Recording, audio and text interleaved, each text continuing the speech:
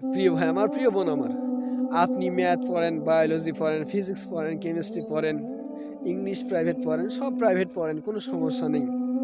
জ্ঞান অর্জন করা লাগবে, এটাই স্বাভাবিক, এটা চিরন্তন সত্য বাস্তব। তবে মহান আল্লাহ তাআলার কিতাবের সাথে তো শৈথিল্য প্রকাশ করে নয়, মহান আল্লাহ তাআলার কিতাবকে তুচ্ছ জ্ঞান করে নয়। আরে মহান আল্লাহ তাআলা বলেছেন সূরা ওয়াকিয়ায় ৫৬ সূরা ওয়াকিয়ায় ৮০ নম্বর আয়াতে বলেছেন, তানজিলুম মির রাব্বিল আলামিন, এটা তোমার জগৎ সমূহের প্রতিপালক থেকে অবতীর্ণ। এই কোরআন তোমাদের জগৎ সমূহের প্রতিপালক থেকে অবতীর্ণ। আফা বিহাদাল হাদিসে আনতুম মুদিনুন, এরপর আয়াতে বলছেন আফা বিহাদাল হাদিসে আনতুম মুদিনুন, এরপরও কি তোমরা এই কোরআনের সাথে আমার এই হাদিসের সঙ্গে শৈথিল্য প্রকাশ করবে, অবহেলা করবে? আজকে আমি আপনি অনেক প্রাইভেট পড়ছি, কোনো ঠিক ঠিকানা নেই, কিন্তু এই কোরআন শেখার জন্য আমরা কি কি সময় অপচয় করছি, কি সময় ব্যয় করছি, একটু ভেবে দেখা কি উচিত নয়? একটু কি আমাদের চিন্তা করা, ফিকির করা উচিত নয় যে কোরআনটা মহান আল্লাহ তাআলার পক্ষ থেকে এসেছে?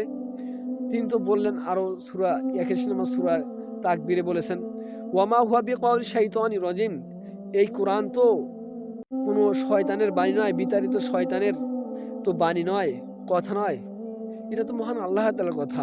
ফাইনা তাযহাবুন, তারপরে তোমরা কোথায় চলে যাচ্ছ?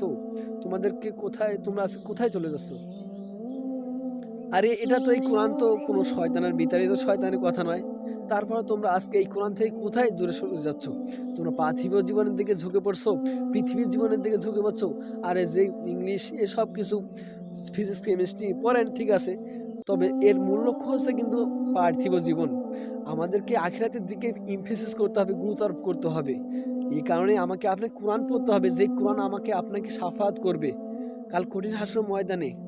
আর আজকে যদি আমরা যদি এই কোরআনকে প্রাধান্য না দেই, কাল কঠিন হাসর ময়দানে মহান আল্লাহ তাআলা আমাকে আপনাকে তুচ্ছ জ্ঞান করবে, আমার আপনার সাথে মহান আল্লাহ তাআলা শৈথিল্য প্রকাশ করবে।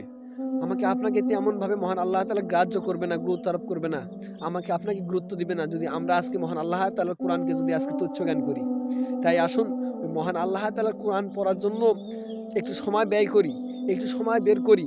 আর যে কোরআনটা চিরস্থায়ী জীবনের জন্য আমাকে আপনাকে শাফাত করবে, যে কোরআনের শাফাত, যে কোরআন শাফাত ছাড়া আমি আপনি, রাসূলের শাফাত ছাড়া আমি আপনি জান্নাতে প্রবেশ করতে পারবো না, যে কোরআনের দিক নির্দেশনা ছাড়া আমি আপনি জান্নাতে প্রবেশ করতে পারবো না, সেই কোরআনকে আজকে আমরা তুচ্ছ জ্ঞান করছি, এটা তো মোটেই ঠিক হচ্ছে না। তাই আসুন কোরআনকে সুন্দরভাবে বুঝে বুঝে পড়ার জন্য কিছু সময় বের করি, মহান আল্লাহ তাআলাকে বেশি করে প্রাধান্য দেই। এই পৃথিবী জীবন কিছু নয়, ওয়ামাল হায়াতুদ দুনিয়া ইল্লা মাতাল গুরুর, আর দুনিয়া জীবন নিছক ছলনাময় জীবিকা ছাড়া কিছুই নয়, এটা ধোঁকাময় জীবন। আজকে আমরা পৃথিবীর সিলেবাসের উপর নির্ভর করে আজকে আমরা কোরআনকে প্রাধান্য দিচ্ছি না, এটা মোটেও ঠিক হচ্ছে না, এটা মোটেও ঠিক হচ্ছে না। আল্লাহ তাআলা আমাকে আপনাকে এটা বোঝার তৌফিক দান করে দিক, কোরআন পড়ার তৌফিক দান করে দিক।